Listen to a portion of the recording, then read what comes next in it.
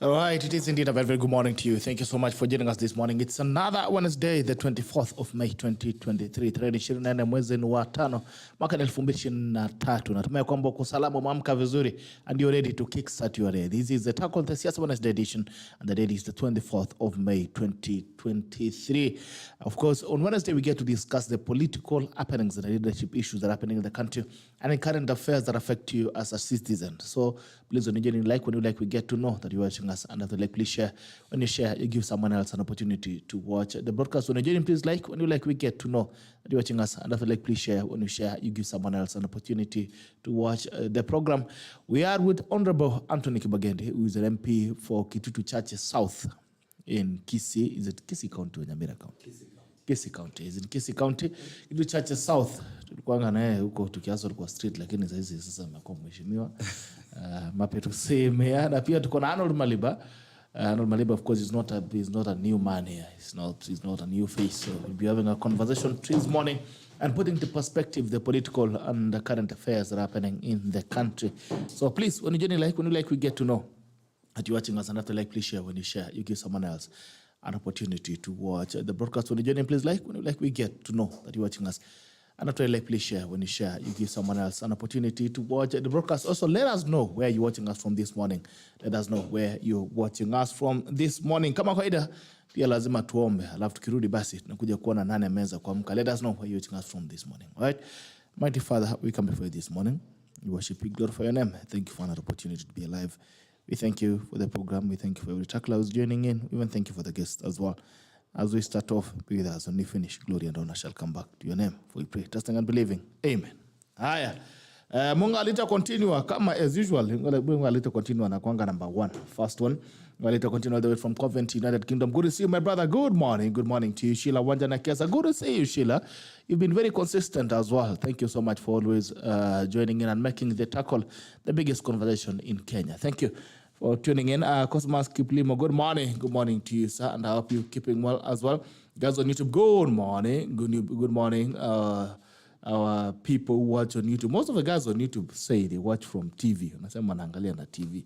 Asante sana. Thank you for joining in. We all have our guests this morning. So, there are some of the things that have been hitting the headlines. The biggest one, of course, is Uhuru Kenyatta and this Jubilee Party. Right, and the biggest question that's lingering in minds of many Kenyans is who owns Jubilee and who is actually behind the wars and the battles that are happening in Jubilee. Of course, there's also the issues of sugar. We are not asking where is the sugar. We're all talking about the people who this is a suspect, this is who, this did what did it, but we're not asking hiyo sukari iko wapi. Tulisha kunywa ama bado iko mahali. So that's another saga that's been happening. We're talking about KEMSA scandal that has costed the careers of a number of public servants there. We're talking about KEBS as well. And also the recent one being the resignation of public servants. I know there was a PS yesterday, PS Ngeru, the PS for correctional services was just transferred from the office of the Prime Cabinet Secretary. A lot is going on, of course, and the biggest conversation, of course, in the country as well is the Finance Bill 2023-2024. And Mheshimiwa Anthony Kibagendi has expressed himself on that. Yesterday, the President held a Kenya Kwanza PG meeting that brought in all the people who are friendly with government, all the MPs who are friendly with government, including some of the Jubilee members and other small parties as well that have joined UDA to make up Kenya Kwanza. And he has rallied them to support the Finance Bill 2023-2024. And the biggest question is, what are your things? What are your concerns? What do you think about it? Do you think there are consequences? And as it does to Parliament, how much faith do you have in the August House that they'll make this happen or they'll consider your plight as a citizen? And actually, do you have a plight? Or the Finance Bill is as good as it should be? So Anthony Kibagendi, being a member of Parliament, will also tell us what exactly is going on there. And Arnold Maliba, of course, as a policy maker, will tell us where exactly this is going to pinch or if it is all well and we should not get worried.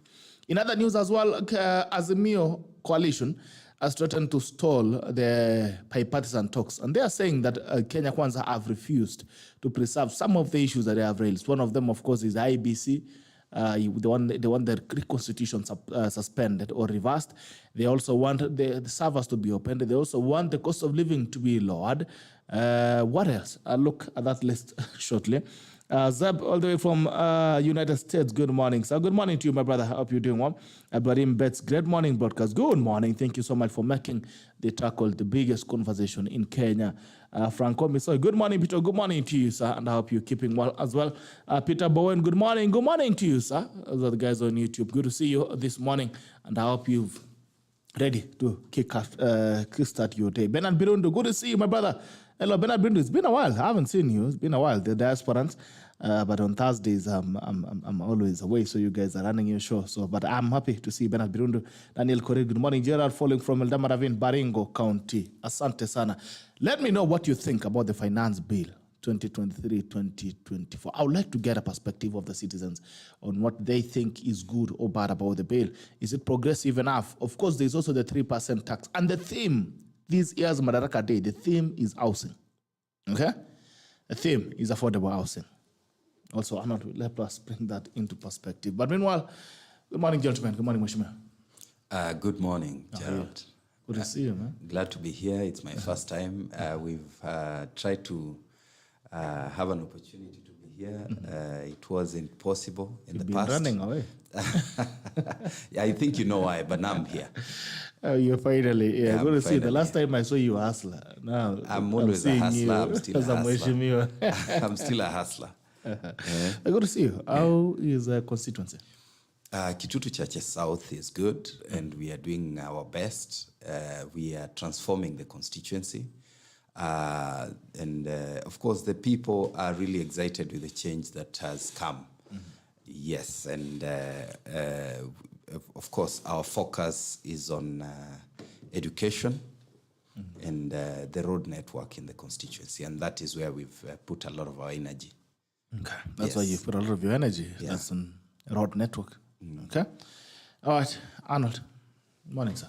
Morning. How are you? Salama sana. Good to see you. I'm happy to be here. I'm only sad that you guys didn't give me the memo on how you're dressing. You know, in the spirit of Richie Spice, I'd put on my khaki suits and some Gideon boots. I even thought at some point I thought you wanted to start a rebel movement. He's headed that is how rebels begin. And they begin by dressing in things like fatigue. So, you know, Richie Spice is around. So, joining the national mood, I thought, now you guys are all suited up. But do you have so Gideon I look boots? like I'm the only rebel in the room. But you don't have Gideon boots. I actually have got Gideon boots. I'm going to see you. I'm happy to be around here.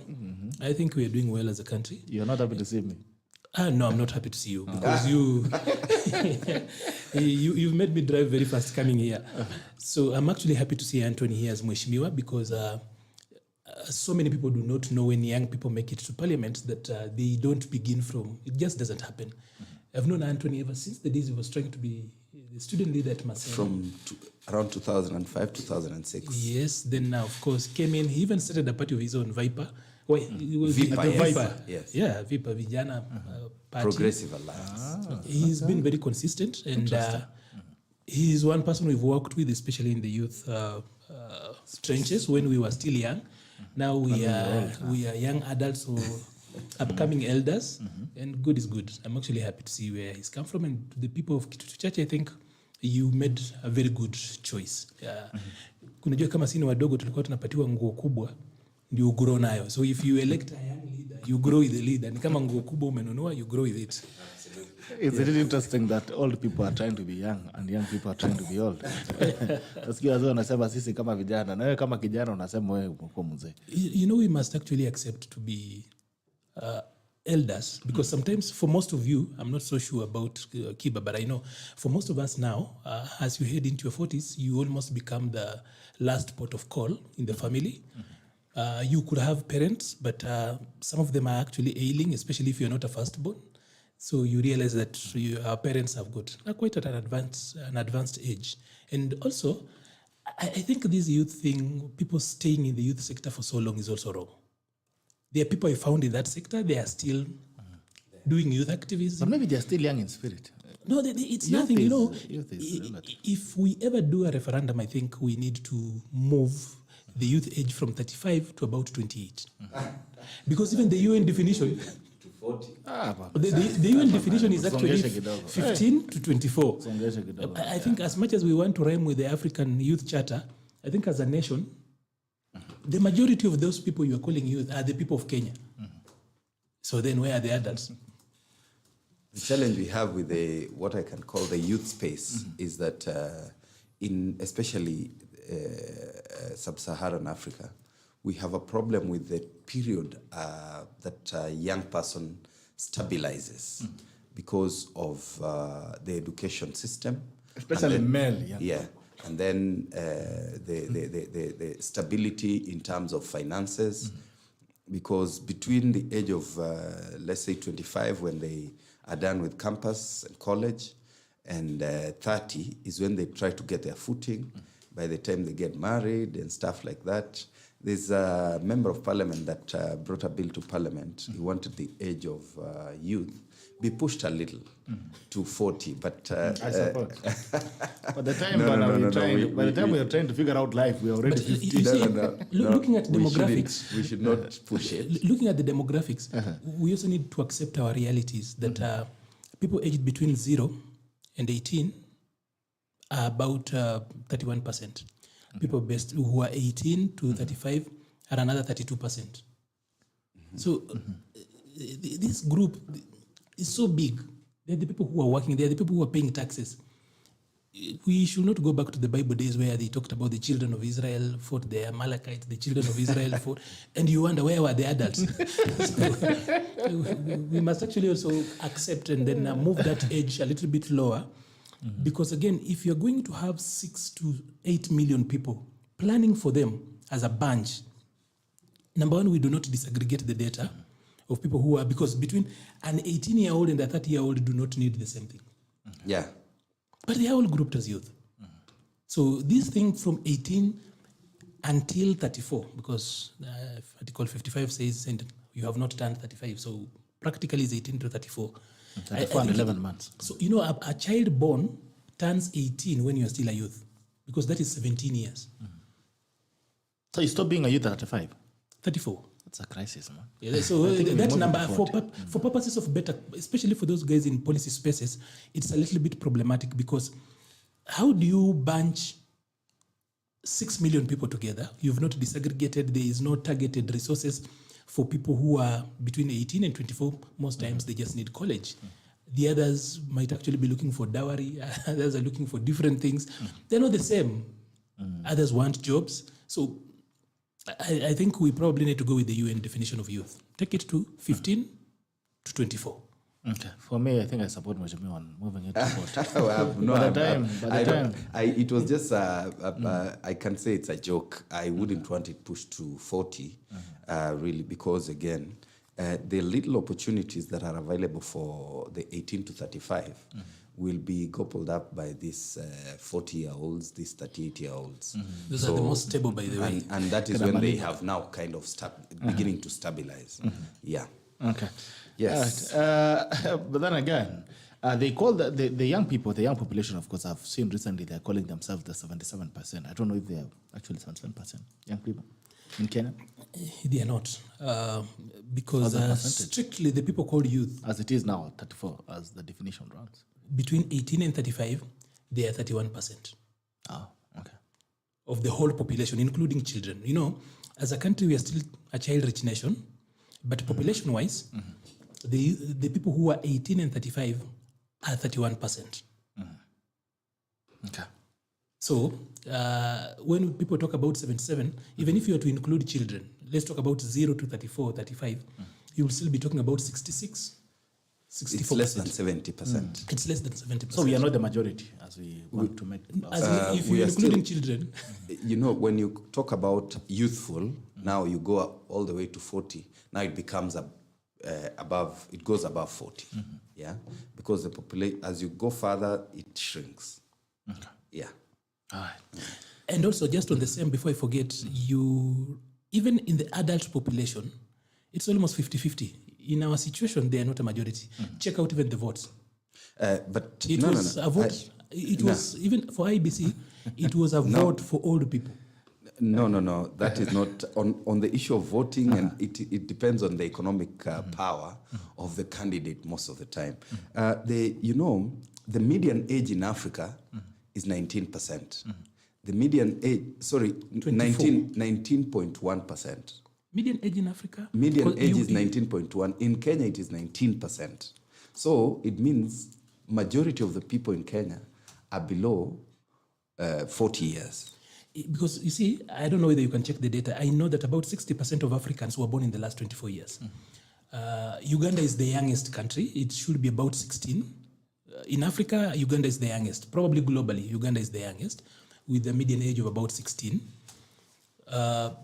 Somalia could come close because Somalia is a country of children. Then it has got I don't know, they call it gerontocratic society, where a few elders actually load it over the young people. But generally, 60% of Africans were born in the last 24 years. So probably 1920, he could be right. But be that as it is, we are not, as a country, when we talk about the adult population, we are 50-50. Check out the 2019. We are slightly, I think, by 1%. If you're not going to do male, female aside, for the youth and the other people who are beyond. But when you talk about adults, you're talking about 18 and above. Yes. Someone who can make a decision. So I'm talking about 18 and 35, and then from 35 and above, it's almost balanced. Yeah. Okay. All right. Looking in at the newspaper headlines, Business Daily, CBK's flexibility will ultimately be measured by its tone towards the potential adoption of digital currency. Safaricom reveals plan to set up smartphone factory. The story by Edwin Mutai. Safaricom has revealed that it is setting up a factory, making it one of the biggest players lining up to implement President William Ruto's plan of producing Africa's cheapest gadgets. Amadi accounts to remain frozen in gold scandal case. The High Court has declined to unfreeze bank accounts of the judiciary's chief registrar, Anne Amadi, over shillings 100 million fake gold scam. Interesting country, this one. That has seen Justice David Manyanja disqualify himself from the case. So Justice Manyanja said, okay, I'm preserving, or I'm refusing to lift the freezing of the accounts, and I'm also discharging myself from the case. And he has referred it to the commercial court. All right. Lions pluck shillings 170 million from our SAT farms. Now, in South Rift, there's something interesting that is going on. Machines are being banned there because of a conflict on the management of tea farms. We also look at that story and what risk it poses. Large-scale tea producers in Kericho and Bomet counties have lost shillings 170 million in the ongoing violence against multinationals by armed groups who remain opposed to the use of plucking machines. Banks' profit measure beat high interest in rates. Banks' profitability measured by their return on equity and shareholder funds is a record high as last year, as lenders continue to defy the impact of interest rate caps and subsequent administrative controls that have stopped them from freely pricing credit, and was the case in 2015 and previous years. Why Total and Oil Africa Oil abandoned Kenya's oil project? By the way, mafuta ya Turkana iliendanga wapi? Mheshimiwa, if you tell us that.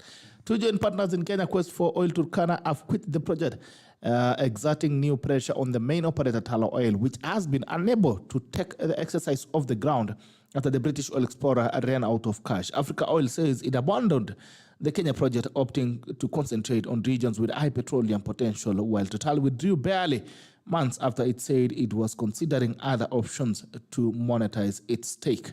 The duo owned a 25% stake, a place in blocks 10BB, 13T, and 10BA in the South Lokichar Basin, and the exit leaves the cash-strapped Talo Oil to solely continue with the venture. All right, hatujaiuliza mafuta ilienda wapi, ilitoka ikaenda tu, haijairudi. On the People Daily, Ruto holds MPs to pass tax bill. Bag of goodies for budget vote. The president says all constituencies will get 200 affordable homes each. Allah? Okay, 200 affordable homes each. If leaders approve taxation bill on page 4. Hey, who are Jubilee leaders? Agency failed to agree. Okay. Disputes Tribunal says Jeremiah Kione and his allies are bona fide office holders in Jubilee Party. But the Registrar of Political Parties says no. It is Karini Kega, Sabina Chege, and their allies. Where is the truth? Okay. All right. The promises that William Ruto has met with the MPs. One is free Wi-Fi. Free Wi-Fi. Kwale imeingilia kati kidogo. Free Wi-Fi, over 2,500 hotspots will be set up in all markets and bus parks across the country to give constituents access to internet at no cost. No VAT on gas. Plan to slap 16% on LPG will be dropped, and cost of gas cylinders will also be brought down. Supply of unga will be zero rated. Okay, housing levy to be kept. No worker will be asked to pay more than 3,000 per month for the controversial housing levy fund. Digital apps in every ward, they will be built together with constituency digital apps. If Parliament approves a finance bill, which Azimio MPs have vowed to oppose. It wasn't me, Judiciary's boss says in gold scam hearing. Fumbling 2 shillings 100 million judiciary run by my son, Ann Hamadi, testifies as judge steps down from controversial case. All right. Banks push for CBK lower cost. Then mambo ya biashara. Looking in at the Standard as well. End game of Uhuru Party's brutal battle. Tower of Babel, the Jubilee was turning nasty, and Uhuru Kenyatta has jumped right in the middle. What happens if his faction wins or loses, and why is it a fight to the wire for the former head of state? Page 4 and 5 of the Standard. Setback for Kenya's oil ambitions, that is the pull out of the 2 farms. Schools hit by a cost of food. T-Wars farm also operations. Still 102 gold scam. Chief Registrar Ann Hamadi fights back. ODM wants Orengo rifle thrown out. So also the DG, they are saying, the ODM is saying DG is hostile to Orengo. So the DG should resign. Omanyala set for top Rabat clash. All right. Looking in at the nation. Politics, President Ruto recognized Sabina Chege as my fellow party leader. Azimio Odinga wants him to keep off his camp. Who owns Jubilee? Confusion galore. On Monday, former President Kenyatta's camp seemed to have finally had its way in the long-running battle for control of Jubilee. But all that changed yesterday in a day of many twists, as the party's registrar and disputes tribunal weighed in on the bitter row, albeit conflictingly, the new party's leadership and identity of its real officials up in the air. You have David Murada, Kanini Keiga, Sabina Chega, and Jeremiah Kioni right in the middle. Controversy. All small businesses must join trade lobby or fold, once Moses Kuria. Moses Kuria said, whether you like it or not, you must join the Chamber of Commerce if you run a business, all small businesses. Rutamnes Mary Chebukati's wife as Revenue Commission's chairperson. Okay. Haya, the Star, Uhuru on the verge of losing Jubilee. I think the stories are almost the same right there. Anything that you guys wish to comment on the headlines? For me, I'll start with Moses Kuria. Moses Kuria seems to be saying all the very unpopular things. And what exactly is going on in government communication? Arnold? I have not yet applied to be the government spokesperson. But what's your observation? But one day I could be. But then I think there's need to streamline government communication. I also think government has actually realized that there's quite a problem with its communication. And that's why they've actually decided to fill the position of the spokesperson. I also feel that I think over time we've never found a good spokesperson the way Mutua was. Because for me, the last government spokesperson we had was Alfred Mutua. Like him or hate him, he actually played the role. I also think that it's time probably PSC became a little bit flexible and allowed government to headhunt when it comes to picking a government spokesperson. If you look at what happens in other regimes elsewhere across the world, is that you realize that the people who do speaking for government are people who understand that particular administration's journey, people who are part of the scheme, who understand where the vision is going and everything. But if you're going to use the traditional PSC way of actually getting to a candidate, then we will end up with the Ogunas of this world. Oguna was good as a military spokesperson. When he spoke for the war, we had not seen a military spokesperson, so he was the eye through which we as a nation would look at the battlefield. We tried to move that particular spokesperson to government speaking, and he didn't just, for me, cut it off. There's even another particular government spokesperson who didn't really work out well. I know most Kenyans have actually forgotten him, a guy called Mudhui Kariuki or something like that. I don't know whether I got the name right. Again, he was around and it just didn't cut. So I think this time around, PSC must also stop being so rigid and also probably get a little bit creative. In this age, you really need to get somebody who's cut for the job, as opposed to using old metrics that we've been using, and then you end up with people who might not really deliver. It's not just for purposes of running it in that particular way. So then that brings me to Moses Kuria. You know, a lot of times when CSS speak, of course, for PSS, they've been silent. How then are you going to force people? There are about 70,000 companies in Kenya that are active, but there are over 1 million that are registered, 1 million plus that are registered, but only 70,000. If we are going to stick with what KRA reports, about 70,000 of them paid taxes. So you're going to force people to pay 50,000 shillings. To what end? I think some of these things, there's been a lot of miscommunication, especially with cabinet secretaries. One says this, there was even a time, and I think Moses Kuria, for heaven's sake, I think needs a little bit of help. You remember someday he was giving advice in another, making a statement about a minister, and MK is my friend. We've worked together. For me, MK he's so close. He's a person I've worked with. SG of his party. As in, I've worked with MK. So MK has got these energies. So when MK has got some level of energy that if it's not well managed, he can actually run rogue. You would actually think he's being stubborn, but it's just the energy. So it's also good that being a cabinet secretary, he needs to subject himself to some management, probably by the PS, to ensure that he is truly the leader of the ministry. Otherwise, if he continues making those pronouncements, like I'm forgetting that particular pronouncement that he was speaking, I don't know if it was in the Ministry of Education, and there's been ministers speaking to each other, speaking at each other, and that's not just correct. Two, I have seen Kibagendi's side of politics really raining down on government. It's been because, and sometimes they have won with very easy and cheap points. Just because government on the other side has really not organized its communication in a way that it could actually even stand its ground. Of course, government communication is different from opposition communication. But in the first round, when we were headed to the first round of demonstration, a lot of the things that were said were half-truth, outright lies, but government didn't stand up to, or rather even to answer back. It's only left to William Ruto and a few people, probably Chungwa. Even Ndindi Nyoro now is no longer talking so as much as he used to. So there's need to organize government communication. I have said it in other spaces that I think we have got a political affairs advisor to the president, but I think that political advisors needs a proper directorate to run that particular end. Because for William Ruto, everything, he's gotten it right. He's tried to do, using whatever he has, he's done so much well with what he has. The biggest challenge in William Ruto's administration for me has been playing statecraft. Who is his Kinywa? Who is his Nancy Gitau? Who are the people who can play statecraft for William Ruto? Otherwise, you don't see them. You know, for people who play statecraft, they are not supposed to be seen. You feel them. You feel them. You know, statecraft is like being a woman. If you have to tell people that I'm playing statecraft, then you are not.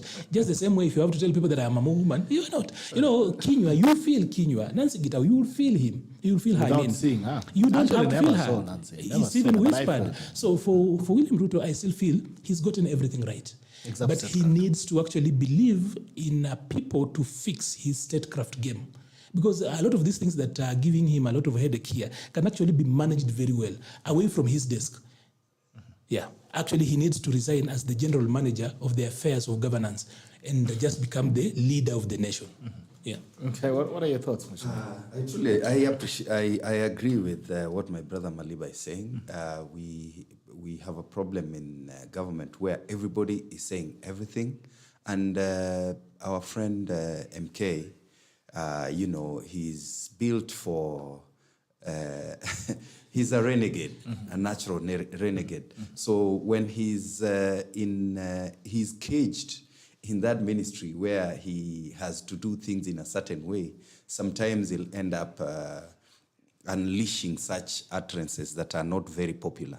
You remember a week or so ago, he was like, we need to go to Sudan and organize that country, you know. And, you know, the PS for foreign relations, my friend Korir Sing'oei, had to come out strongly and give the government's position on the way we relate with our neighbors. Now he's come up with this proposal without engaging the stakeholders, without probably involving the president and the economic advisors. And now it is causing disharmony. And that means there's indeed a problem in the way government is communicating. And even the president himself, the way he is communicating, while he's a gifted speaker, he's a gifted thinker, there are a lot of things that haven't gone right with the way he is presenting his ideas, including the finance bill that we'll be talking to about later. So government needs to step back, look at a possibility of having one center to communicate certain things. And there are certain things that CSS and PSS should communicate, but they need to ensure that they have done proper consultations before they can actually come out to the public to communicate. Okay. So you think the government could do better? It can do better. All right. Okay, anything else you want to pick on the headlines? Of course, I know we're going to get deep into the issues in Jubilee Party and the Finance Bill 2023, but I know the country has moved on. But Shakaola, we're still keeping the numbers going. I know this country is a very beautiful country. We're in a serious ruckus a couple of weeks ago about Shakaola, but we've moved on. We have moved on. Nobody's talking about it. No, it is all over the place. When is the last time you heard about Shakaola? It is in every mainstream media. We are talking about it right now here at the Tackle. So it is still live, and the CS keeps updating us. But you need to realize, I don't think Kenya has experienced anything like that, including even the attack in Garissa, even the attack in Westgate. We have not had anything close to that in terms of the number of people that have died. And it is such an absurd thing, it is such a serious thing that government needs to rein on, especially these denominations and cults that are coming up. And they're happening all over the place. I've just seen on Citizen Online where there's a bishop that conned his congregants, 1.4 million. 1.4 million shillings. And that is happening everywhere, including some that are very popular in this capital. The desperation is pushing Kenyans to seek hope, to seek solace in the church. And the church, traditional churches, are too routine-like that they don't give hope. The Catholic Church, the Adventist SDA, the traditional churches don't seem to change with the changing times to the extent that they are able to give the kind of hope Kenyans need. So Kenyans seek quick gratification, quick excitement, dopamine seeking in these churches that are coming up, whereby you hear them calling their pastors Papa, they call them Daddy, Mommy, and stuff like that. And in the process, when they give them the word, these people are master contortionists. They are master extortionists, to the extent they are able to twist the word in the Bible to demonstrate to their congregants that they need to feed them, they need to give them money, they need to give them their wealth for them to experience the salvation they ought to experience. Because I've seen people who can barely afford meals and transport, they want to get whatever they have in their savings and give to these churches. And buy Papa and Prado. buy Papa Prado, buy Papa an air ticket to fly to Nigeria to go and learn how to continue extorting their congregants. And government, I've seen government is a little shy to confront the church. But it is high time we actually do it. It is high time. Arnold. I think for me, Shakahola is a mix of so many things. First of all, putting the numbers right. If you look at the 7th August 1998 bombing, the American bombing, for the longest time stood as the biggest massacre we had, rather killing from an incident we had at 213. As we speak now, the Shakahola is hitting 300. Is actually going to 300, which means that it's now only second to the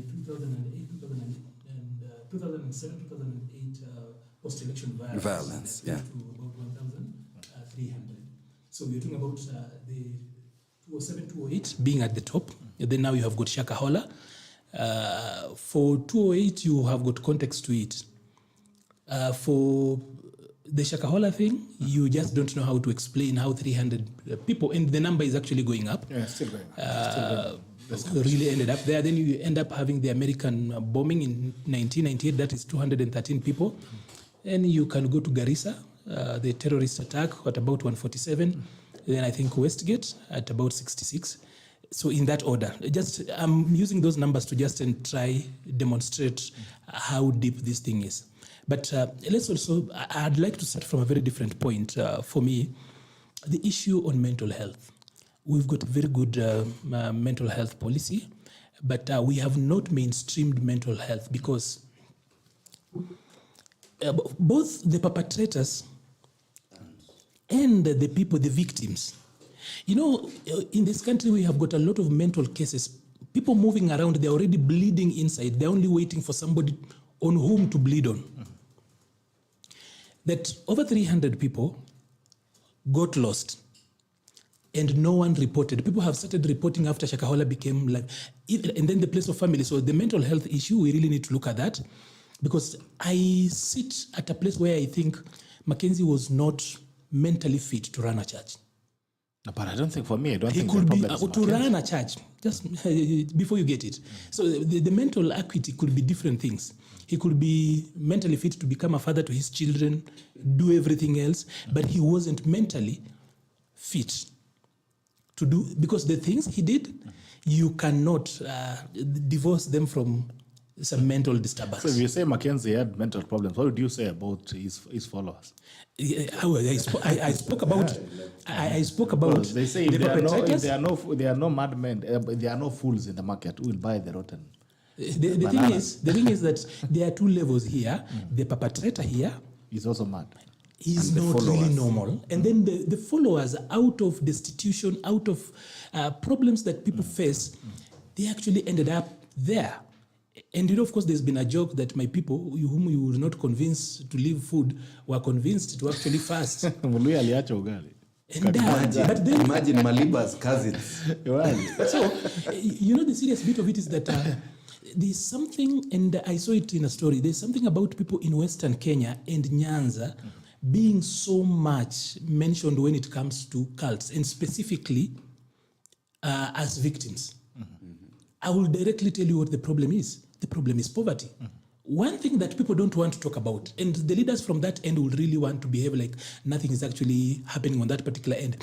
But Nyanza and Western, if you look at distribution of wealth in Kenya, are actually the poorest. People don't want to talk about that. For the last 10 years, I've been looking at NACADA's reports on drug use and alcohol abuse. Again, you will be surprised that for the last 10 years, Western and Nyanza are leading. But of course, counties that are number 5, 6, 7, like Murang'a and others, take that issue very seriously. They do advocacy, they raise resources too. But you see, somebody in Western will be making fun and saying, sisi hata tukikunywa huwa tunakulanga ugali, kwa hivyo tuko tu sawa. But you go to Busia, children are not being born. Families are not there. You go to Bungoma, it's worse. Those are some of the leading places, as in. And I'm talking about constantly for the last 10 years. But the leadership in Western and Nyanza do not want to talk about that. They would rather take up stereotypes and defend a losing generation. By now, by the way, you know, Luyas could be Kenya's leading population. But partly, and thanks to alcohol and drug abuse, they are still lagging at number 2 for the longest time possible. Because if you went down there, you'll realize literally, homes, there's no farming. That, you know why Mumias is even struggling to get serious cane? There's no one to farm. So the issue around that, we were still talking about Shakahola here. So the mental health issue, the breakdown of the family, and then poverty.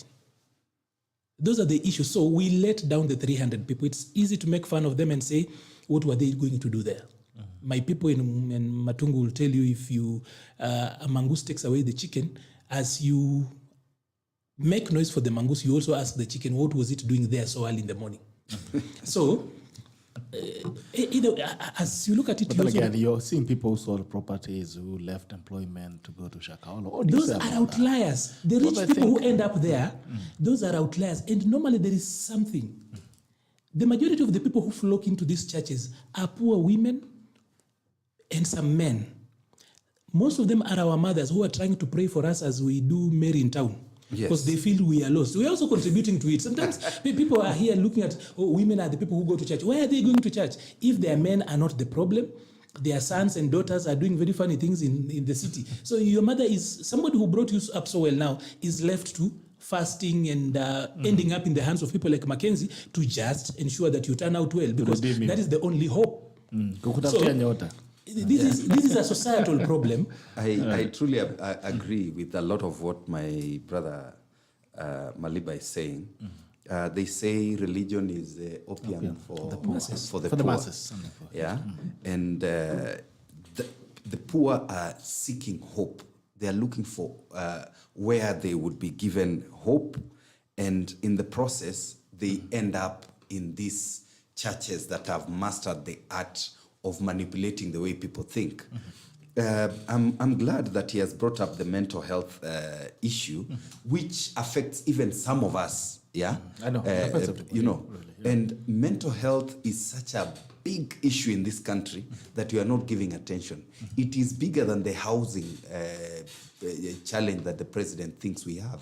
You know, the mental health, we need to go beyond just saying people can seek help from psychiatrists. How many of them do we have here?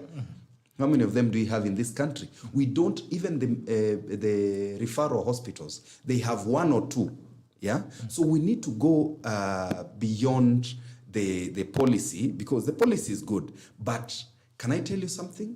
We need to educate our chiefs and assistant chiefs on how to do counseling, because they are the people at the lowest level. We need the pastors and church elders and priests need to go through counseling classes so that they are able to talk to people on issues to do with their marriage, on issues to do with finances, on issues to do with economy, you know, so that when people have these issues, they are able to actually talk to them so that these people calm down. I have the biggest problem in my constituency where people are killing each other. We have so many suicide cases. We have so many mothers killing their children.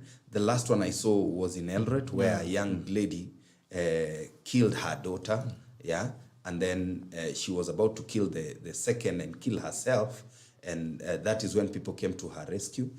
The other day in Lolongo, we saw a lady locked herself in Kitengela. Yeah, in Kitengela. And these are things that are happening so often. And that is where government needs to stop looking at things like mental health as things that are not important right now. We need to give mental health attention. Yeah? And we need as many mental health professionals or semi-professionals as we need, as the nurses we have across the country, so that people, when they have issues, they have a lot of people they can talk to help them calm down. Because again, a psychiatrist or a counselor cannot help you to solve your issues entirely, yeah? But they can help you upunguze hasira from this level to this level so that you can start thinking right. Okay. Yeah. All right. So just before we move on to another issue, just looking at a report by the Kenya National Commission of Human Rights, says that 25% of all the people who attend outpatient are actually diagnosed with mental illness, and 40% of the people with 40% of the inpatients are actually people with mental issues that of course ranges from depression, substance abuse, stress, and anxiety disorders. So among others. So even as we speak about that, you know, sometimes you meet people and you will actually think they are mean, but then you can actually think they are savage, mean, but then when you look the underlying issue, you realize they've got mental issues. Somehow we are trying to gloss over it and move on. So how do we address this? For me, I do not think regulation is even an issue, because if you were to compare, in Kenya, unfortunately, when it comes to guidelines, regulations, laws, and policies, sometimes we overdo them. If you you look at the religious segment, they are overly overregulated. There's enough. As much as there's no policing, probably you will say policing, but looking at the Bill of Rights, vis-a-vis the regulations and the laws we have around churches and religious orders, it's too much. So the regulation bit of it is not a problem. What we need to do is we need to heal the whole nation.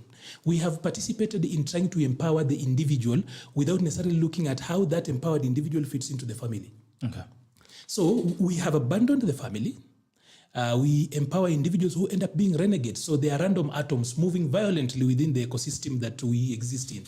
So that itself is also causing problems. Right. So there's so much. Then the Article 43 issues. I know he's talking about housing not being an issue, but a lot of these mental issues are not genetic. They're actually socioeconomic. They actually, that is the trigger that brings in a lot of these issues. So housing, people having money in the pocket, food. You know, when you have got a sick person in a hospital and you are unable to deal with that hospital bill, however much you want to pretend that you will sleep, you will not sleep peacefully. When you have got children in the house who have not gone to school, you cannot pretend to be okay. It will not be. That is why when you are at work and then you are stressed up with that, and then the boss talks to you in a manner that does not please the Lord, then you deal with him. You give him a little bit physical. You teach him a fear of the fear of the Lord. So it's a mixture of very many things. So now that you've gone into that debate on the housing, I think we just get straight into it, so that Moesh can also have a chance for a right of reply. Now, so let us make sense of this 3% housing levy. Is it levy kwanza, ama ni tax, ama ni nini, ama ni contribution, ama ni saving? Help us make sense of this housing story. What is the story? You know, the story of the housing levy is the story of our Commonwealth as a nation. First of all, can you define it? What is it exactly? Is it a contribution? Is it a saving? That's why I actually want to. I want to start from numbers. I have done a little bit of writing on this. I looked at it, and then I don't want to go back to my notes on what I've written on my social media and in other spaces. So I just want to try and probably take through our viewers from how I look at it. First of all, if you look at Article 43 of the Constitution, it talks about socioeconomic empowerment. Because I will tell you that for me, the first liberation in this country was getting independence, kicking out the beberu, and then, of course, having self-rule. That was the first liberation. The second liberation was for purposes of deepening and strengthening our governance. It is embodied in the Constitution 2010. So primarily, you can take everything that we got under the Constitution 2010 and just say democracy as the second liberation. But in my opinion, I've always held it that the third and final liberation, that is my opinion, would be socioeconomic empowerment. That it's not enough to actually be in a free country. It's not enough to have a progressive and robust constitution like the one we have with the Bill of Rights and everything, but that all those tools can actually then be manifest in the quality of life we live as people. So, in Article 43, we're talking about the right to decent housing, right? And I want to start with Nairobi, then I'll go to other places. In Nairobi, 60% of the people who live in Nairobi, you can work out mathematics, because Nairobi has got about 4 million people during the night, and we have got about 6 million during the day, because there is another 2 million that shows up during the day and they go back in the evening. So 4 million people sleep in this town at night. During the day, as I speak now, Nairobi has got about 6 million people, roughly around 6 million people. But now, talking about the people who live in Nairobi, 60% of those people only live on 5% of Nairobi land. 5%? Just 5% of the Nairobi land. So what does that mean? It means that a lot of our people are living in squalor, are living in not so decent places. Why do they live there? Because they are looking for affordable housing so that you can balance out. So that's how you end up with a lot of slums. Then what is the attendant cost that comes with that? Is that a lot of us who actually were born and grew up in the slums cannot remember our primary school classmates. Because for them, getting to age 24 is a miracle. A lot of them are killed along the way. There are a lot of diseases in those particular spaces. When you live in places that have no sewer, there's no running water, we use a lot of money. And people, as individuals, you realize that then the attendant budget that takes care of health, what we are putting in when it comes to security and everything else, even the quality of life, even the dignity of life, is really done down. So I know for purposes of feeling like we are good, we will say, like those of us who were born and grew up in Mathare, we will say, sisi ni watu wa Mathare, sisi ni watu tough. But there's nothing good about it. Everybody in those particular spaces, usema, mi ni mse wa coach, as in, there is what people say, sisi ni wase wa Eastlando. But what is good about it? Okay. Yeah, so there's the culture that has come out of it, and then of course there's the acceptance and trying to paint that as the best we could. Is that the best we can actually offer our people? No. Now, moving on very fast, is that 97% of Kenyans earn 100,000 and below. So if you were to compress all that and have a median, you will say that then the highest rent a Kenyan should pay, the ideal highest rent should be 30,000. If we are going by the rule that from what you earn, the maximum you should spend on rent should be 30% of your income. So then we will be talking about 30,000. Okay. A 30,000 house in Nairobi is not a decent one today as we speak, unless you get to the peripheries of the city. Well, once you start going outside of the city, even today in Syokimau, you might not get a very good house at 30,000. You'll have to get it at much more than that. So the people who are using these other monies have learned other mechanism of getting, so people are spending so much money in decent housing. Those who can't have got challenges that come with that. So we are at a place where, in Nairobi, for example, we have got the land equation being inverted. Now, what can we do as a nation? We owe each other. That is the truth. One of the definitions of why we are Kenyan is that somehow we owe each other. There are contributions that we make, whether voluntarily or mandatory, whether it is NHIF or NSSF. When you contribute to NHIF, it's not like you have to be sick and make use of it. But we think that when we pull together, we are leveraging on the power to pull together. Once we pull together, is that if Kibagendi is sick, then he should be able to get treatment without necessarily us going back to Harambee. You know, and people will not tell you that one of the problems our people have is that a lot of what we call middle class, the people you see making a lot of noise on social media, and the other day Mheshimiwa wasn't so happy when I pointed out somewhere on that. Those people who are making on social media, they just have got one catastrophe away from defaulting on rent. Okay. So as just one, it's normally, and not, before we talk about poverty starts with you not having a home. Food and everything else. But Arnold, you're not exactly telling us how we are going. I am working. I'm taking you the journey. You're taking a lot of time. Is this a tax? Is it a living? Is it a saving? I am building. I want to build on that. But so why am I building on that? We don't have I am building. No, it's important because somehow, if we go for the shorthand answers, we may not really tell Kenyans the truth. Okay. So, when you are putting in a tax, 100% when you are taxing, when KRA is taxing you, you do not determine what your tax will do. Even if you are paying, let's talk about the fuel levy, for example, as a tax. Do you tell Kura or Kera where they will use that money? If it will go to, you don't. So here we are trying to leverage on what we do best. Mzee Jomo Kenyatta taught us Harambee. So this is also a tax. So we pull together. This is a levy. And this particular levy is a contribution that you are making, but then it will be given back to you. No one has ever paid their taxes, and then there is a guarantee that it will be given back to you. But so levies are not given.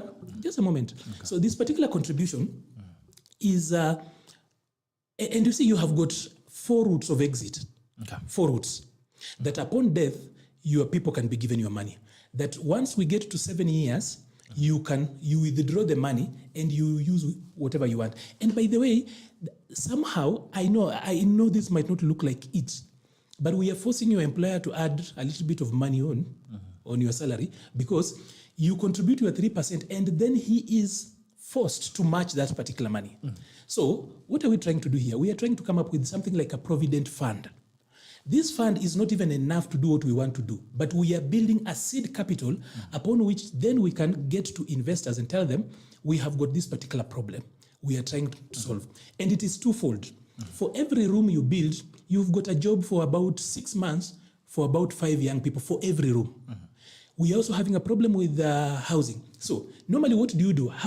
After the Second World War, do you know what the US did? And Kibagendi will tell you very well.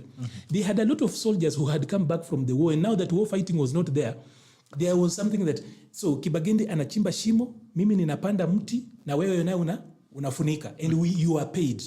For purposes of job creation, countries have always been forced to come up with industries that then can actually serve. It's twofold. Number one, here we are dealing with the housing problem, which is real and it will take a little bit of time. Number two is actually to get a job, to get our young people jobs. If you look at the numbers that we're going to provide, it's actually quite insane. We try move out. You know why people are actually in so many of these places packed up? I know it is not the best time to talk about this. Kenyans going to get the houses? Of course, there are two ways. But then when you contribute the 3%, you are making the possibility of us as a nation to do two things. Number one, to provide affordable housing. Number two, to provide what they are calling social housing. So the social housing here is that even if I were to save for 107 years, I've seen those mathematics online, I am not able to get that house. So then we create a category of cheap houses that then a few of these people can actually get. And then affordable housing for the people like Kibagendi and others who can actually afford. I need to actually finish by saying this.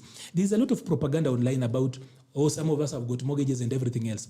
A country of 52 million like Kenya has got only 25,000 active mortgages. We cannot pretend that housing is not a problem. For cities and countries to run effectively, there are two things you can't run away from. Provision of infrastructure, basic infrastructure is very, very important. Public transport. I am looking forward to a day where public transport in this country will work effectively, because a lot of people here work for fare. You go out there, unalipwa 500, kwenda kutoka nyumbani na kurudi nyumbani, unatumia 300. So public transport is very important. Then housing. Housing is not just one of those things. It's a basic human need. After food, clothing, housing. We no longer can live like our ancestors kwa mapango. Okay. So from where it is, I know as a country, things do not look good. But from where we are now, do we need to get some jobs for our young people? What is the easiest industry we can start? Industry ya mjengo. Can we get housing and elevate and reduce the pain, especially the budget on health and losing young people in drugs and crime? This is one way of doing it. It's not easy, it's not popular, but once in a while, there are hard decisions that we have to take as a nation to move forward. Okay. You did not answer me. I said it's a contribution. Just straighten the microphone. It's a contribution. Ni kama tu chama, umelipa pesa yako na utarudishiwa. Okay. Na by the way, utapata na interest equivalent to this what a saving account will give you. All right. Yeah. Thank you. While I appreciate my friend and brother Maliba trying to defend this unfortunate proposal, I wonder whether he understands that in life, you look at priorities. You don't look at everything else at the same time. There is no time that we stopped doing things to first deal with our infrastructure. There is no time we said now we are taxing everyone so that we build hospitals. Everything has to be sequential.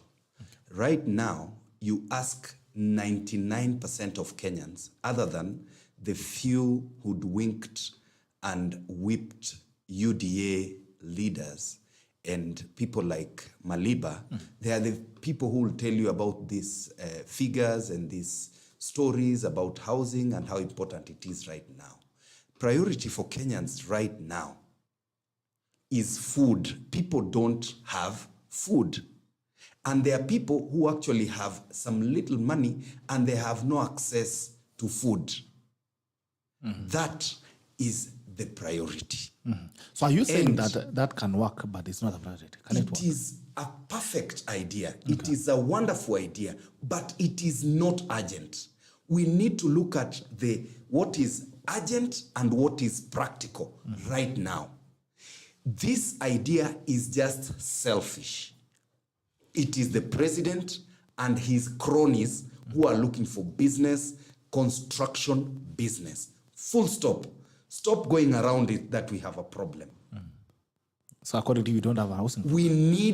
We have a housing problem, but it is not urgent. It is not practical, even in the house, using common sense. When you have 100 shillings, you think about, do I buy credit or food? What will you go for? You'll buy food, and then the rest of the other things will come later. Okay. And if you have 100 shillings and you must buy credit or buy food, you can buy food for 50 and credit for 50. You need to know, as we speak, there's a housing program that government has always had the past few years called Boma Yangu. Boma Yangu is a practical example of how housing should actually be done. Okay. Whereby, if you want a house, you get into this program, you start saving. And then when the houses are constructed, people will move in, those who have contributed the most. And then going forward, they'll be paying rent to own. And that is how it is working world over. Or make access to mortgages affordable. You know, he's saying 25% of Kenyans are the only ones who've taken 25,000 people. There are 25,000 mortgages in this country. You know, he should be able to tell you the problem again is with government, the way it conducts its business.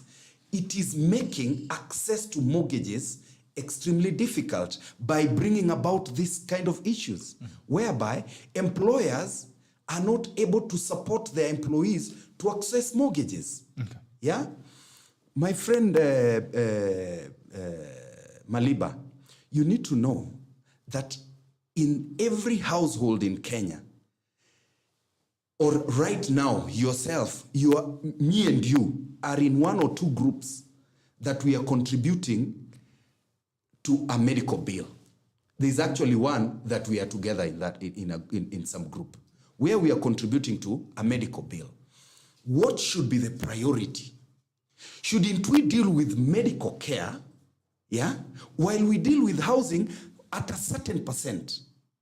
Because it is ongoing. But sort out NHIF, sort out KEMSA, so that people can access universal health care, so that Kibagendi can have disposable income that would go to housing rather than go into the dependency of supporting people on medical bills. Right now, it is all of a sudden urgent that we must build houses for people who are not housed. There is no public participation that has been done for us to come up with this idea. Yet we have 500,000 people who have shown we want houses. We are willing to contribute. And we have put ourselves in this particular scheme called Boma Yangu. Why don't you first give attention to these 500,000 people that have shown interest before you go out there forcing Gerald, who already has a mortgage? Number two, he said you are going to force the employers to put in 3%. Do you know, if you have, they are talking about creating jobs.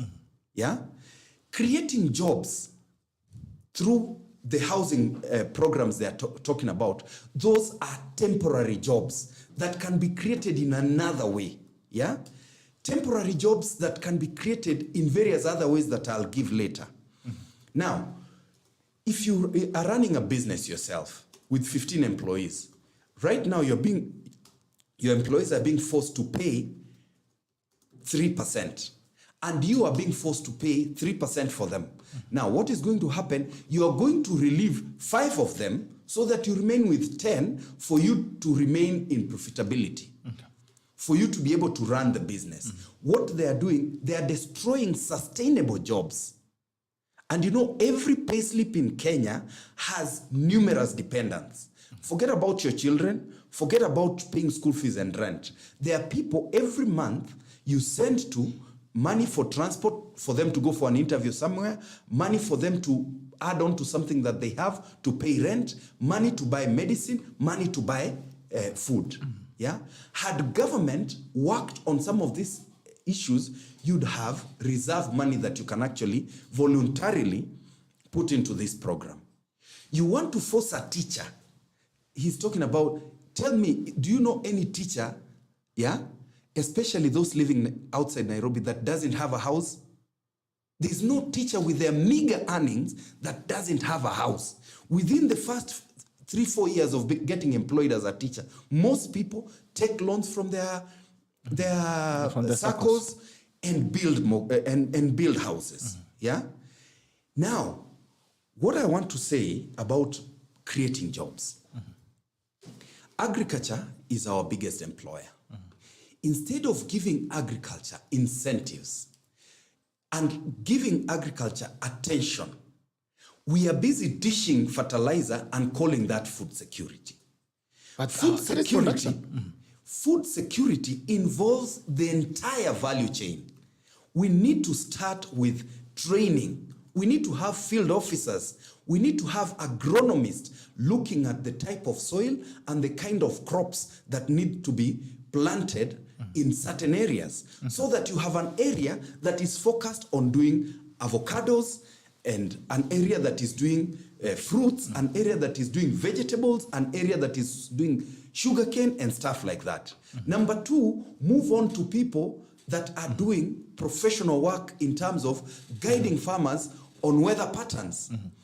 Move on to actually people that are involved in production. Move on to what actually Zimbabwe did. Zimbabwe has become food secure through giving attention to agriculture. Yeah? Now, agriculture can become our biggest employer through the entire value chain. Because, you know, when cooperatives start thriving, they'll need proper CEOs. They'll need accountants. They'll need ICT professionals. Look at Githunguri Farmers Cooperative. Do you know the CEO for Githunguri Farmers Cooperatives earns like most of the CEOs in the banks we have today? So agriculture can become the major employer, while we also do housing for people that are willing. Now, why is housing expensive? Deal with the issues. The real issue here is taxation. Right now, government is destroying jobs in removing of exemptions targeted at spurring investment in the tourism sector, whereby people would have built hotels, bring in stuff that will excite tourists and stuff like that, so that you create jobs. But now they are increasing taxes there so that jobs, we reduce on jobs, and then lie to us that they are creating jobs for Mjengo people. Okay. Wait. We go on. The government is again going ahead to increase excise duty on money transfer. Yeah? So that the cost of doing business goes higher. It goes higher. By doing that, you're destroying what I can call sustainable jobs. The cost of doing business goes high. And even to consumers who are transferring, now you have to look for Maliba, you look for Maliba physically to give him some 5,000 that you are supposed to give him. Because the cost of transferring the money is more than you taking a matatu to probably where he is. So what I'm trying to say here is this. The housing projects, wonderful idea. However, it is not a priority. This is a scheme to swindle people. And my brother here is saying it is a saving. If government is unable right now to pay pension Unless people are getting paid pension in Rift Valley and Mount Kenya. Where I come from, people are not getting their pension. Teachers are dying before they can access their pension. When will government be able to pay pension and then be able to pay that amount? We should stop lying, and focus should be given to what is urgent, what is practical. I'm disappointed with members of parliament from the UDA side or Kenya Kwanza. A few are sober to say this thing is going to finish us, because this thing is not even about William Ruto and the executive. It is about the people that elected you. You want them to be taxed further by a government that has a huge trust deficit. The president, who is my personal friend, has given promises here and there that he has not been able to meet. And he gives timelines he has not been able to meet. Who is going to believe him on this? These MPs that went to State House for 100,000, to push Kenyans into poverty, further into poverty, because they want to impress their master. Their master, who is determined to give construction opportunities to his friends. It is not about housing. It is about deals. And we need to be sincere. The houses that we have, wait, the houses that have already been constructed, tell me who has gotten these houses. These houses, majority of them are lying here because people cannot afford them. Now, my brother Bitok, in football, there's something called momentum. When someone ameshikwa na roho, usimkatize wakati anaendelea kuongea.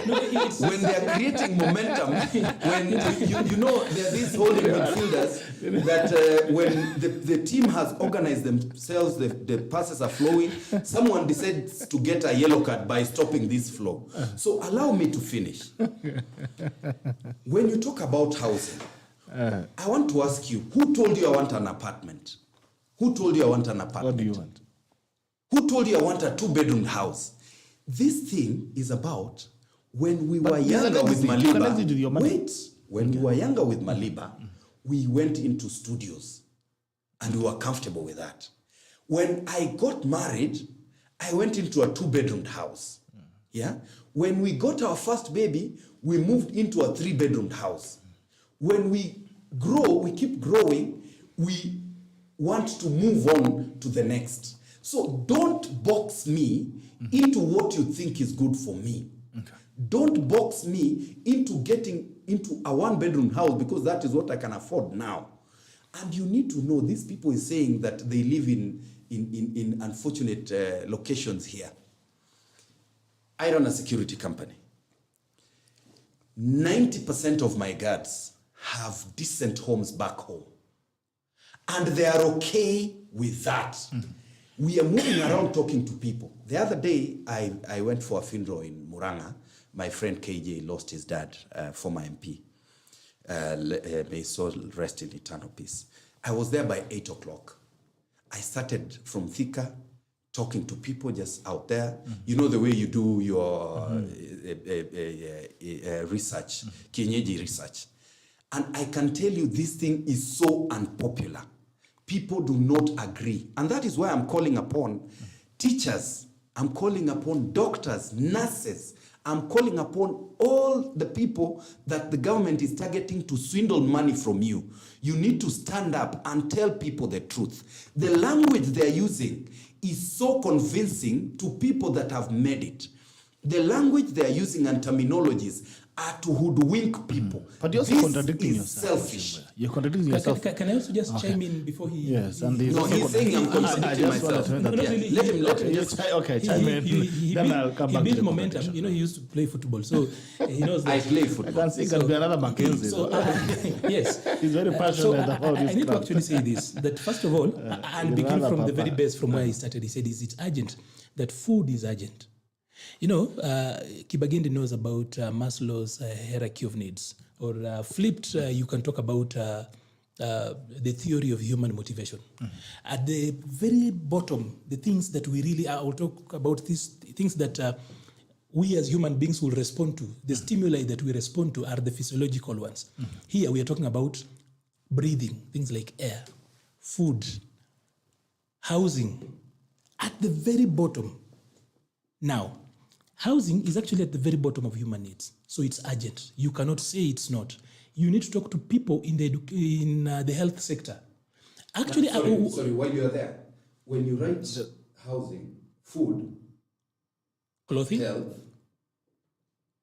healthcare. Health is actually at level 2. Safety, when you talk about Maslow's hierarchy of needs, that's at safety level. You either give people food or housing. No, that is where we are. We don't have food. I'm going to. And number 2, the housing is ongoing. It is ongoing. You don't have to tax people. You don't have to tax people. I'm going to actually. We already have the Bomayangu program that has 500,000 people who have said we want houses. Just wait. You see, development is not linear. Governance is not linear. That we either do this or that. Yes. Because at the end of the day, as a nation providing public goods, we have got so many things that are actually urgent to each and every person who's facing them. Mm-hmm. If you tell a person who needs hospital that housing is important than going to hospital, they wouldn't hear you.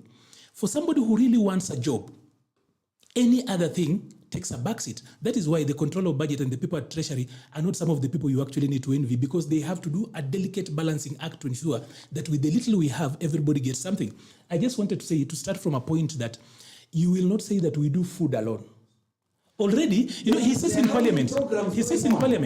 There are housing programs that are going on. He mentioned Bomayangu. Yes. Bomayangu is a tool that will actually be administering this particular thing. But you already have 500,000 people. Give them houses. It is not sufficient.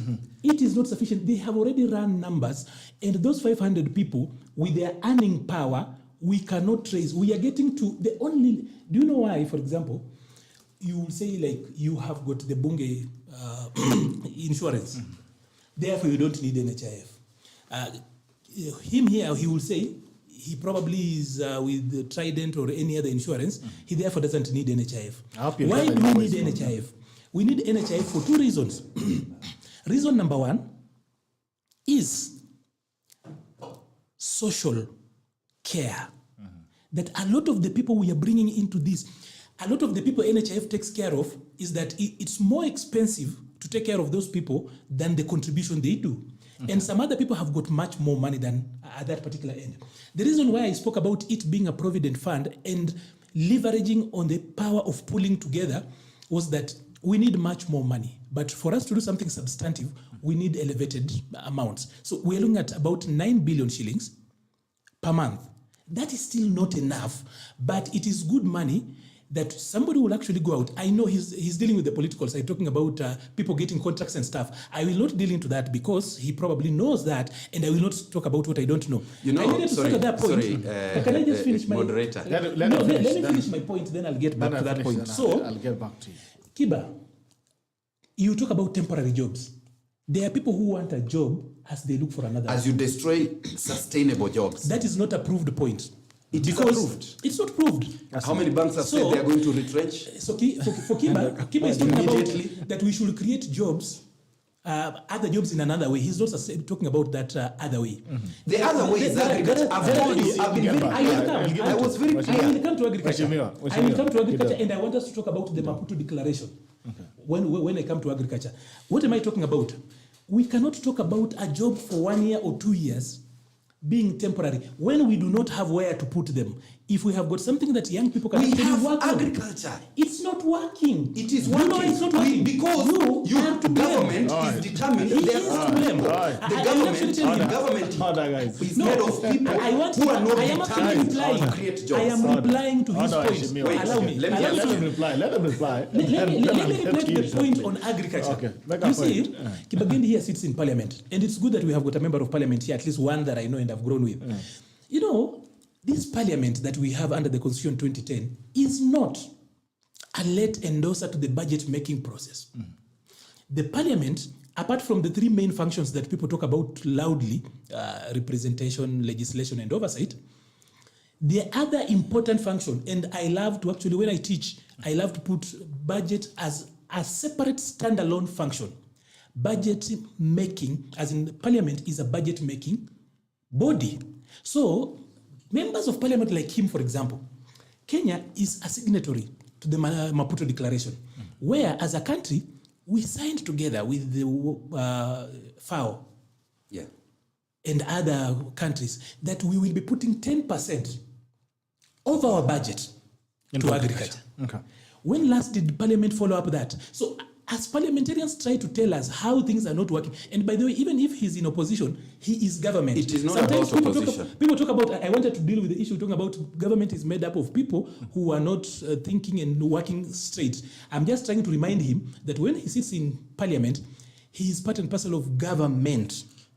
And even as he does oversight, as he's doing now, at this particular level here, he's playing oversight. But he should not also forget that he's also, one of his job is budget making. So as a budget making body, for example, what have we done to ensure that our budget speaks to the Maputo Declaration that we are signatories to? What has Parliament done to ensure that the people who steal, you are pointing out thieving, what has Parliament done to ensure? But if you people tell us and you pass a law that we should be shooting people who steal, no, the laws are there. The laws are there. And those other things. It is you guys who actually stupefy these laws. Parliament has actually been very notorious at ensuring that things that punish people are not serious. That is why people can actually steal. We can have KEMSA because people know somehow the laws are not firm. But you know you have got issues in your constituency about people who have stolen chicken and they are jailed. True or false? Very true. So, and it's about the laws, most of them made by Parliament, right? True. So why would then Parliament be crying foul about laws that are not jailing people when they have made stringent laws for the poor people and made very loose laws for people who steal, for economic terrorists? People who steal big, their laws are actually light. But for people who steal chicken, people who do things in the village, you know, when we talk about justice, it's not just about these things. It should be about mbona tunafunga watu waizi wa kuku. Na hizo sheria tumepitisha. Penal code, for example, it is hard on the poor man that we are now speaking about. Huyo mwenye anataka chakula. Akikosa chakula akaenda kuiba kuku, tutafunga yeye. Lakini mtu akiiba pesa, courtesy of the same parliament, we cannot be preaching in poetry and then living in prose. All right. Parliament must actually come clear. I need to finish on this. Okay. Let me finish on this particular housing thing. He speaks about rural homes. One of the reasons why your workers who you have are comfortable having rural homes is because we pay our people at the bottom badly. That is the truth. So I cannot afford a decent house in Nairobi where I'm going to live for the next 40 years as a guard, but I take the little money I have and build a mansion, which Bitange and Demo said that is dead capital.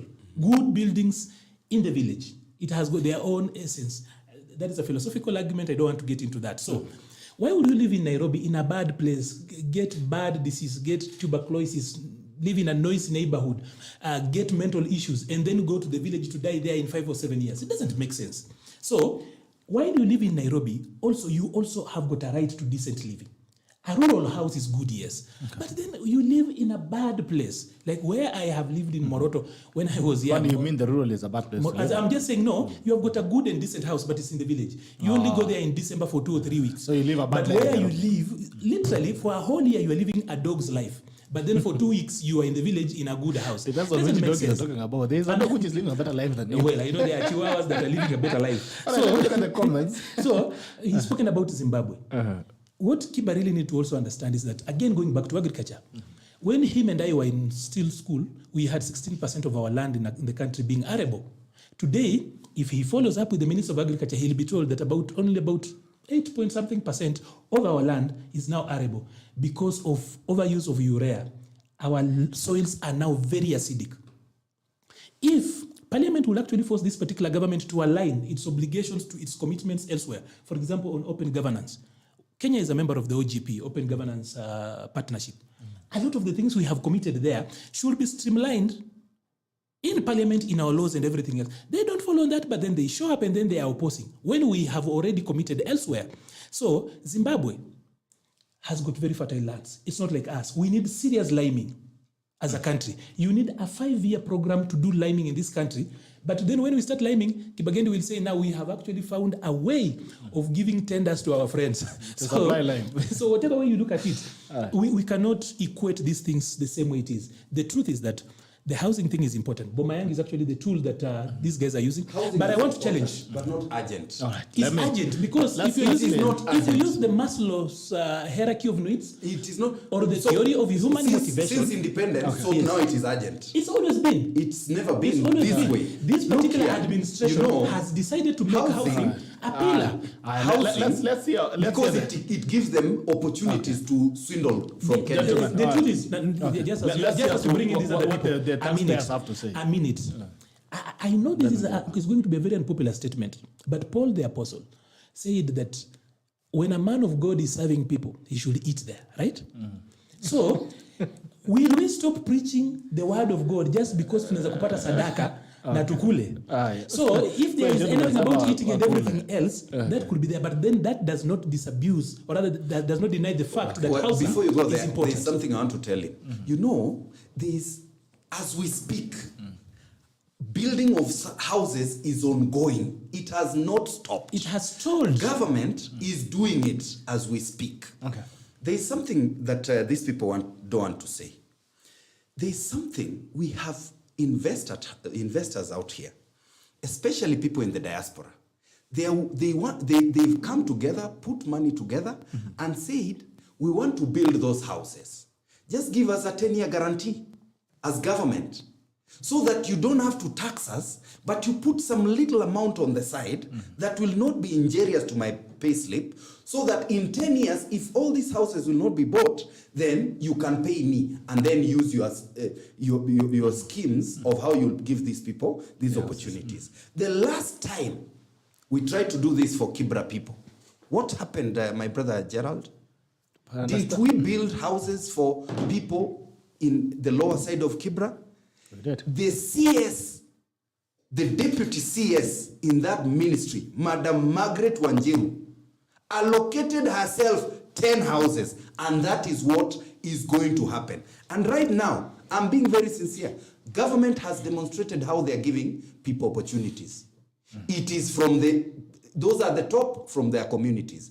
And that is the truth. Now, So you want to tell me I'm going to one house in Norman? We have had the being built in the Norman? deputy president. Wait. You can't run away with that. No. For the point that, let's Forget. Wait. I didn't forget. The president, the Gentlemen. deputy president, has severally said, watu ambao wanapata opportunities in this government are shareholders. Can I tell you something? We are all paying taxes. But do you know what? Recently, 44,000 teachers were employed. Are they 35 or 44,000? 44,000. Yeah. But what they presented to the public is 36,000. You know, and that is a serious allegation. It is. 44,000 teachers were employed. I know because I managed to see the budget. Wait. Do you know how are they distributed across? Who are the permanent and who are the temporary ones? I cannot tell the Because numbers. those employed permanently are 35,000. No, the temporary are majority. But wait, now let me tell you. Do you know how these jobs were distributed across the How are country? they distributed? It was very unfair. I don't want to go into You have the details. numbers? I have the numbers, but now if I present them here, I'll soon be called No, by but the... you've already mentioned it. Why don't you bring the numbers then? Yeah, Because you brought it out. I have You know, them, this but I is don't want to serious talk kind of- about Maybe you can tribes withdraw here. until you have the numbers. I don't want to talk about tribes here. So you have to because withdraw that until you have the numbers. I have the numbers. Do you want me to talk about tribes? Yes. Numbers. Just talk about it because you've already mentioned it. So More can you than bring out the 10,000 of these teachers went to Rift Valley, 10,000 went to Mount Kenya. The rest of Kenya shared about 24,000. Can we? Is that reference? Yeah, Can you you can. give us a It was in the papers, but it's not exactly the way he said. Yeah, it was even in the papers. Now, let me tell you, even these houses, as they get built, a majority will be in the capitals. In the capital city of Nairobi, in Mombasa, and Kisumu, Nakuru, where we probably have majority of our communities living. Who are going to get them? It is again the shareholders. We have to be realistic. We have to live to the reality of this. Look here. The houses in Kibra, for example, whom did they go to? How many people from Kibra benefited from those houses? And we lose people there, and we have seen those testimonies, Kibagendi. We It's saw important to say this. an example is Just this. before How many I houses? get- Why did Margaret Wanjiru need Before I houses forget there? that. Why did Margaret Wanjiru have to need houses there? Before I forget that, it's important to say this, that on the Bomayang platform, there are people who actually got that. And that is, again, for me, I would actually say, And that is where we need to focus. All right. PS Hinga Actually, the housing levy is simply building up on what Bomayango was attempting to do. They have done numbers and Make realized. it popular, build trust, people will invest. So this is what I need to say before we forget to go. Let me look at the comments. Can I finish The on that? people are going We to will pay for forget. the houses. Okay. It's okay. Number one, you will get your money back if you don't get a house. No, stop lying, And please. interest. Government is It not is even all paying fact. pension. The money, Government is not paying pension right now. That brings me to the point that it is not government that will be managing. There is a Then professional. who is this going to It is manage? Britam. And that is why actually, you know why it actually gets so It wrong? is Britam. Because him, as a member of parliament, should by now have actually called PS Hinga and the guys from the ministry. These guys are they even in the listen? media. Let me tell you, They the are other in the day, media, I met and the they CS. have not called the PS to actually explain to them. So, no, Explain this is to me government. what- look This here. is government. No, look here. This is government. This is government that The does other not day, know. I sat with the CS. Forget about PS Inga. I sat with the CS.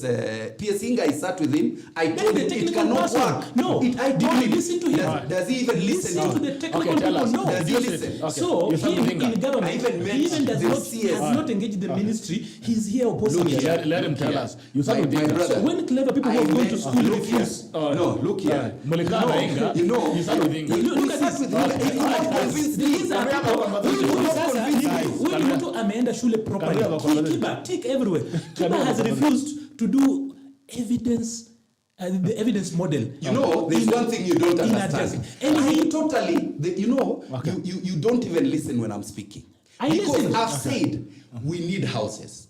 But is it urgent? It is not. Did you listen to Hinga? Did you Number listen? two. Number two. Have you called the PS housing, for example? Yes, Guys. we've met. Okay, Look here. Answer I told committee him, or as why individual? don't you Okay, focus Arnold, tell us why don't what did you talk with him? focus on what is Because practical? a lot Why? of the issues he's People raising want here houses. have already been taken care of in that Do you know there are particular people who are framework. willing to pay? All right. A lot Do of you them. know? Do you know there are people who are willing to pay? Even those who are Why are you forcing me? Okay, guys. Okay. It's the Those who numbers. are willing. Guys. It's guys. the numbers. But It's the again, numbers. guys, It's the numbers. take a break. I am actually. If PS Guys, Hinga is all right. out there, please PS call Hinga is not All right, guys. fundraising. All and right. help them. These guys are out A here. man at a time. They All right. actually. Okay. All of your mics are off. Look at this. All your mics You know are what off. the Arnold, your business mic is know? off. Why is it off? Your mic is off. No, this is There's something I want to bring out. You said you sat with Inga, and let's be a bit organized now. I see a contradiction in your statement. First of all, you say that that's a brilliant idea, and it's an idea that can work, and actually housing is a problem. But then again, you've gone ahead to say that it is a swindling program. I find the That is- contradiction in now, that. So wonderful. Now let me answer You you. said there's a contradiction on that. When you make now, it before you go to urgent- that, I want us to deal with facts. You said you sat down with Inga and you sat down with his boss, who is a CS. What questions did you ask and what information did you find? You know, first, I've not contradicted myself anywhere. Why? Because I've said housing is important, but it is not urgent. Number two, I have said there are housing programs that are going on with SACCOs, with banks, mortgages, with government through Bomayango. Bomayango has 500,000 people who want houses. Can government first deal with these people who want? So you have sort no them out? problem with One thing is one thing. Bomayango, but you have a problem with this, the calling it a problem swindling. is What is the no, problem? Wait. When I talk about swindling, this is what I mean. Why is it urgent that they quickly want to put money together and give people houses? People that have not told them that they need houses. Okay. Yeah? Now, the people who will afford these houses probably already have houses. We have done the math.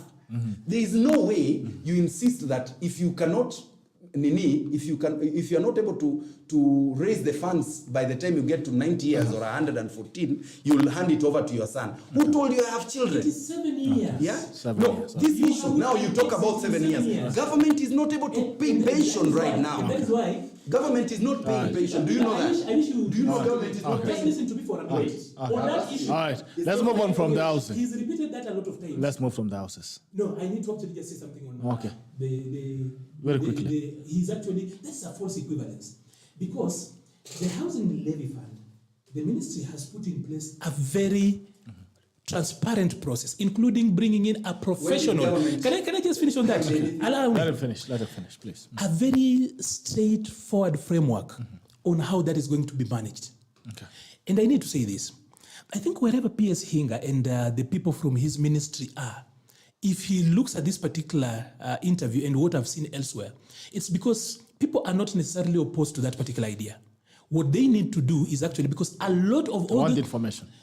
Information that is actually helpful. Because for some of us who've looked at that document and taken time and looked at that 54-page document, you actually see every side. The only places I have had issues, for example, was on the governance bit of it. Especially because we have got a template on how we talk about people who misuse funds, public funds, on how they are dealt with.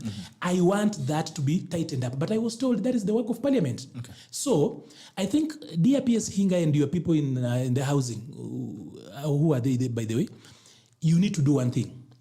Get these leaders and talk to them. Communicate more clearly. Go out there so that this work cannot be prosecuted on political grounds only. A lot of this, by the everything Kibagendi has raised here, there is an answer in that document.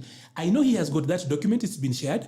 I just want him to do away with the lenses with which he's actually reading the document with. My problem with this thing is that it is all of a sudden urgent. It was. Uhuru was. Under Uhuru, we are continuing with the same thing. It has never been. All right. Why? Now, let me ask you. Why don't you give housing administration? Guys, let's move on. Let's move on from the housing. It seems we are not going to get a consensus on that. I hope you are still on the finance bill. We can move from now there. we're moving to finance bill.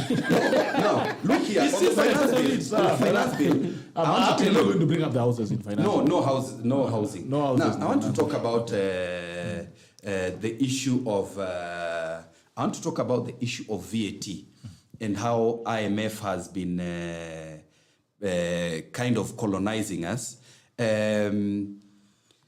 When we increase, in Tanzania, when Magufuli was alive, he told IMF, there are things I'm not going to do to impress you people. Okay. While you think that will be good for our economic growth, I think it will not work in my country. Yeah? Okay. Now, they want to push us to standardize what we call VAT. VAT on fuel right now is at 8%. We are being pushed to take it to 16%. What is that going to do? That is going, number one, going to cause a steep increase in the cost of living. Already we are complaining, but it will now be steep. Number two, it is going to cost us jobs. Okay. Yeah?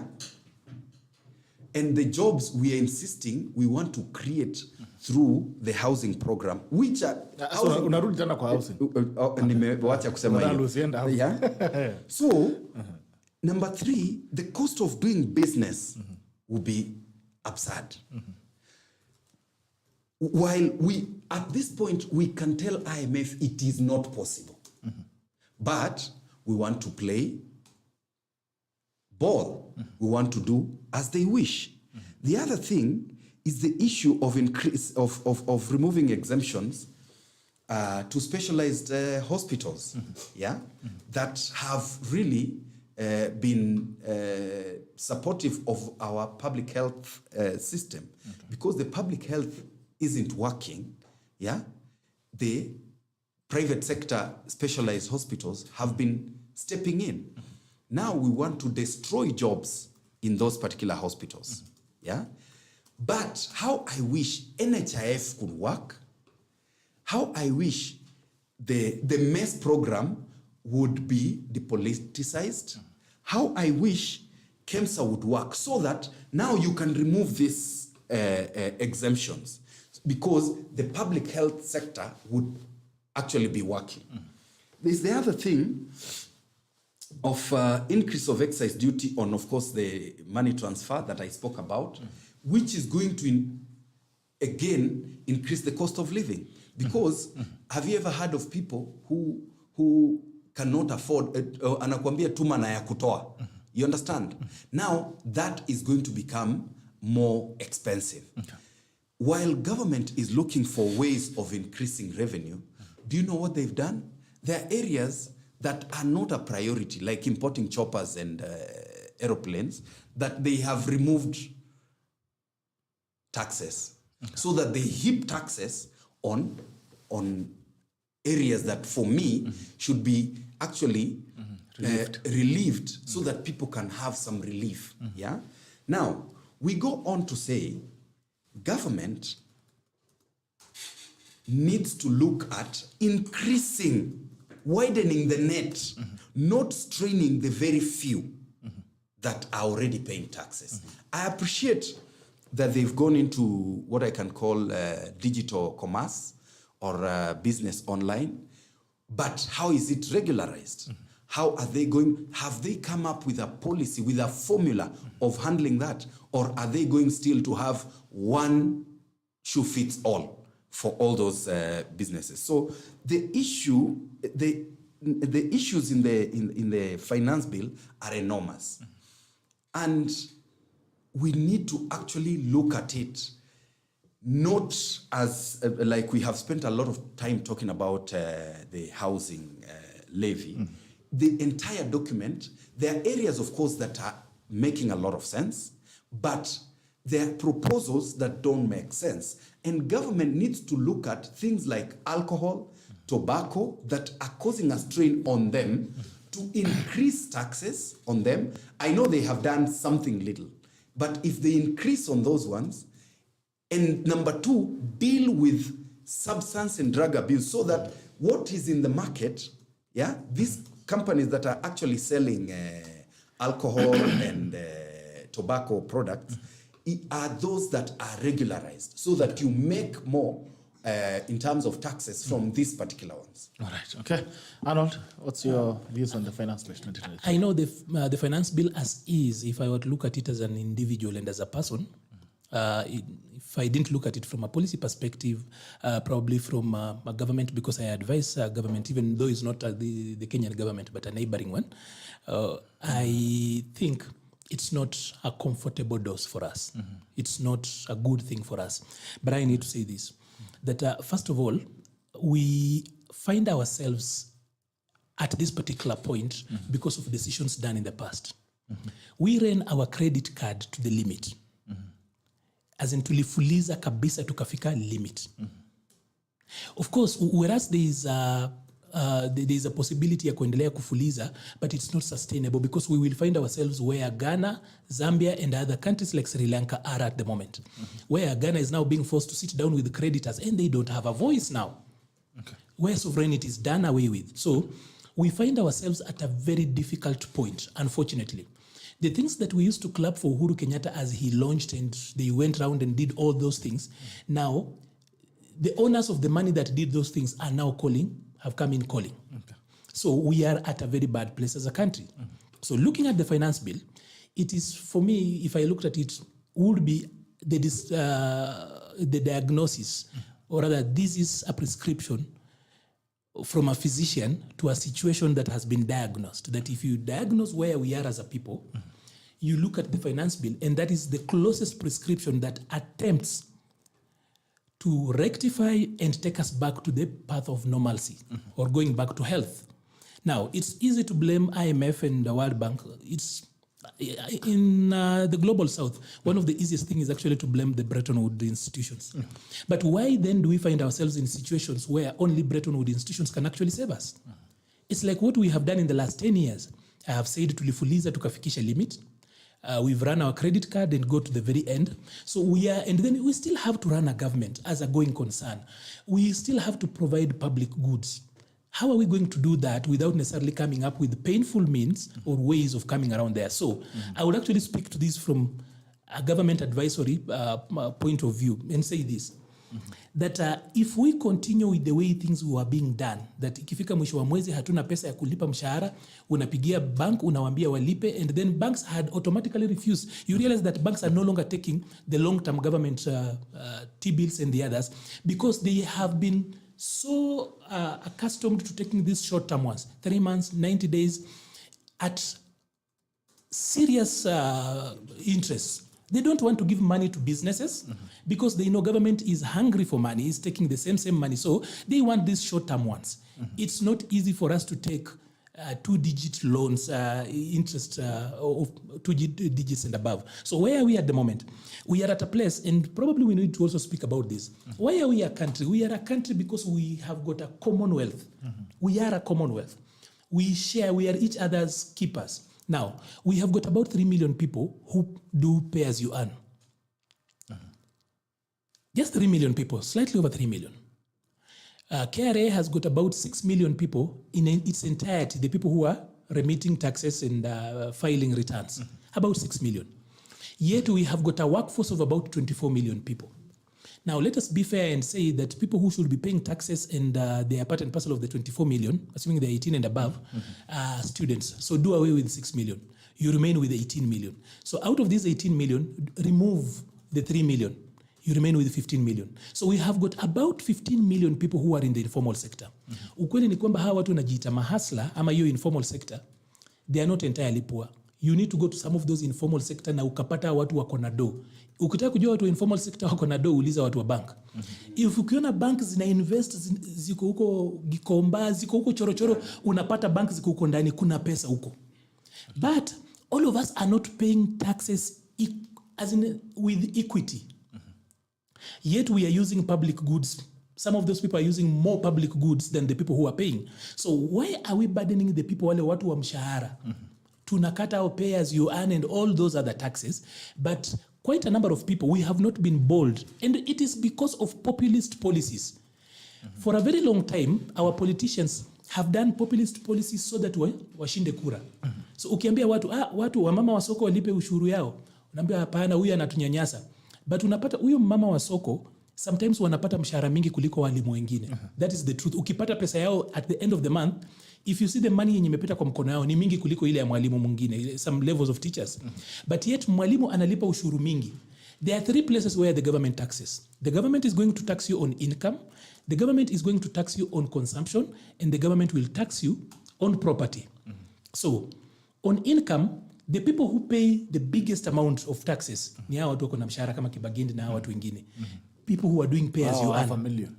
No, the 3 million people. Okay.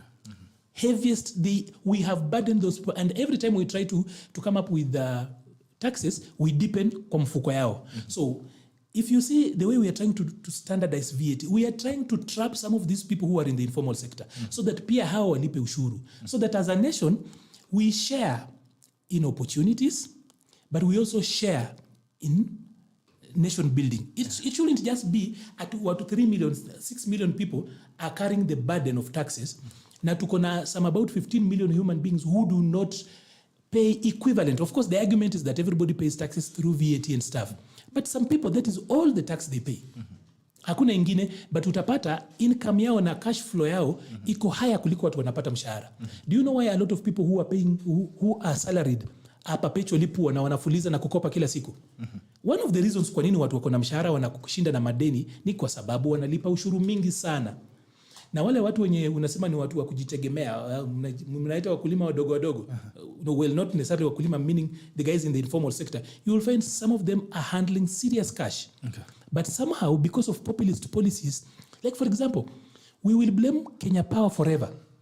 But the regime that was reduced for purposes of policing people and winning elections. They reduced taxes, and they reduced Kenya Power's the cost of electricity by 15% unilaterally, not focused or using commercial principles. So Kenya Power utasema ni monopoly, but they are making losses. Why are they making losses kama ni monopoly? Because even their pricing model doesn't even make sense. Okay. You have got about 3 million people in the grid who the cost of giving them electricity is much higher than the money and the pricing we have given them, so that we cover them. But it's good for purposes of developing. So this finance bill might not look like it's very pleasing. But if you are to sit down and see the risk that we run to get into, by the way, it will get much worse if we do not make and take some of these difficult positions. So dawa ni chungu, lakini ndio tupone. Hii ni shindano, lazima tujidunge ndio tupone. That's the truth. There, as in, I don't want to make it look like it's glamorous. It's not. Okay. But then looking at our situation, because you must look at it 2 ways. From where we are, do we want to go the Zambia way? Do we want to go the Sri Lanka way? Do we want to be at a place where Ghana is at the moment? Or we can correct it. And I am hoping that Parliament will also look at where other people are and refrain from making these populist policies. Kufurahisha watu kwa sababu ya kura Okay. Alafu tunaumiza nchi na tunaumiza watu wachache. But every time they subsidize some of the services we quote and quote take kwa wale watu huko chini. Do you know that si bure, somebody else is paying for it? True. So hao watu wengine mbona tufinyilie hao watu wengine na hao watu wengine wako na mazuri? Sawa. I agree with what 3 minutes to but again, when he talks about we may go the Sri Lanka way or the Zambia way, what we need right now, just like in the house, when you're not able to fuel your car, you will use a matatu. Yeah. When you're not able to eat nyama in your house, you will buy beans or eggs to take care of proteins. So really, when you look at the issues he's trying to say, government or the executive, let me put it that way, is not aggressive in reducing wastage in government. Wastage includes a lot of there are some unnecessary trainings that government spends a lot of money on, unnecessary travels that government spends a lot of money on. There are projects that are not a priority at this point.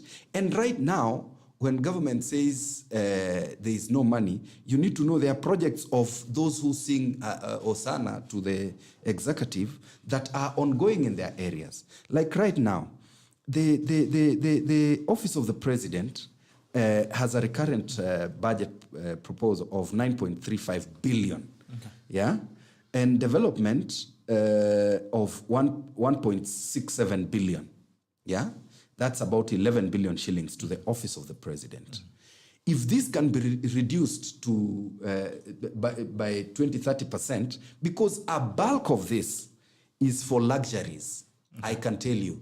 A bulk of this, the people who do the budget making process know, hapa vile nimeweka hivi na hivi, kama imepita hiyo ni yangu. You know, Office of the Deputy President, 3.4 billion on recurrent, and 250 million shillings on development. I think development of the ODP and the current resident, that is about 3.7 billion. We also have the Office of the developing the residents every year. Yeah, it has to be renovated. You know, that we agree. But is it urgent? Is it practical? You know, these are the things you look at. And that is why I'm telling you, when you have a problem in your house, you cannot afford to fuel your Gazla, you will use a matatu on that day. So we are in that situation, whereby there are things we don't have to do now. They can be done, but can they be done later? Because people are straining. All right. Yeah? Okay. And the strain goes beyond what you're seeing. Like I said at the beginning of all this, a pay slip in this country has so many dependents. And this dependence is because of joblessness. If government would be practical to create genuine jobs, and focus on proper, what I can call value addition at the regional level, encourage county governments to focus on creating industries that are sustainable, we would create jobs and we will not be in the trouble we are right now with joblessness. I don't know whether I give my closing remarks because you told us we have... already 9:30, but as you touch on one thing as you give your final remarks, the bipartisan talks, Azimio has turned to stall talks again.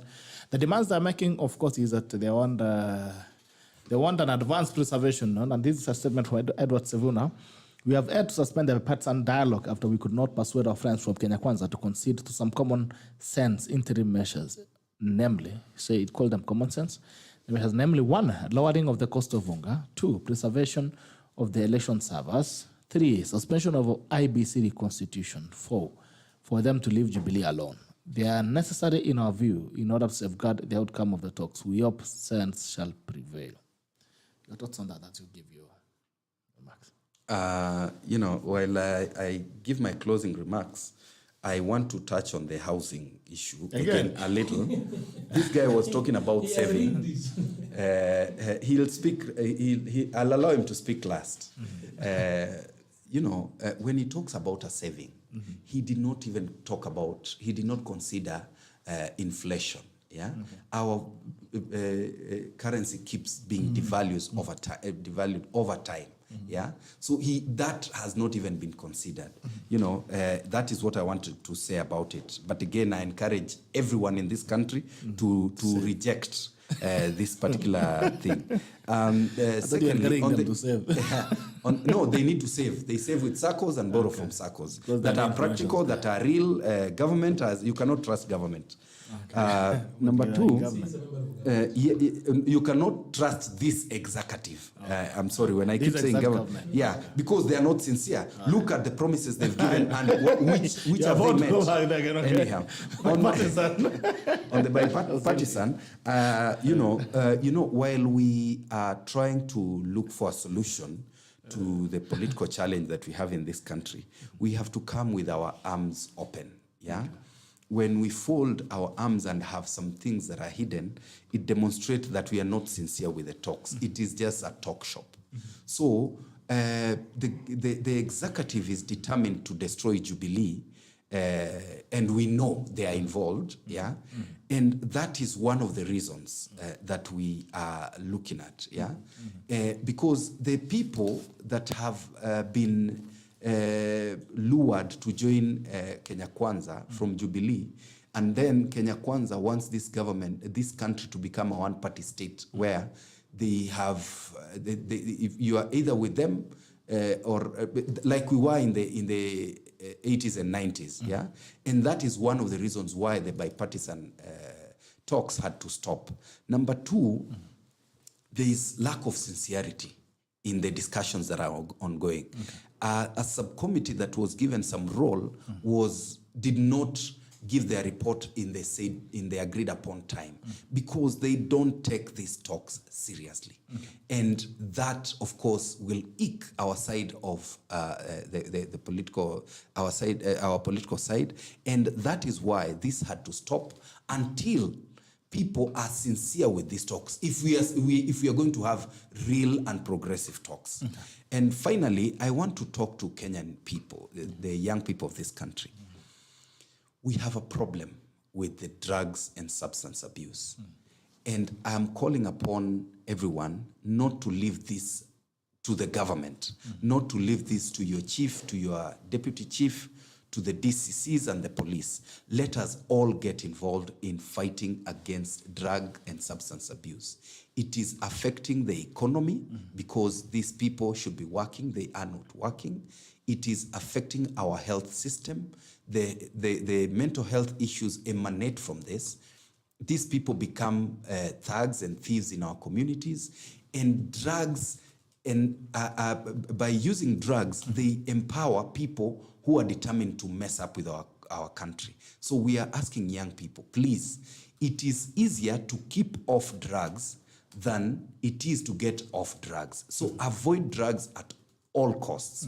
Drugs are messing up families, drugs are messing up careers, drugs are messing up dreams. So let us please keep off drugs. And I would encourage you who has this wonderful studio, each time you get an opportunity to address the public, please remind them about the effects of drug and substance abuse, which has really caused a strain on our economy. Thank you. Thank you so much for that. We appreciate. Arnold, the partisan as a rapid. I'll start with the finance bill and then the housing levy, and then I'll finish with the bipartisan. You guys want to go back again to also? No. He mentioned just on touching this. Number one, both the housing levy and the finance bill as they are, realistically, I can look into your face as a Kenyan and tell you it's like a bitter pill. But it's a bitter pill because we have to get well. We are economically unwell. We are sick. And as they are, these are a physician's attempt at giving us good health.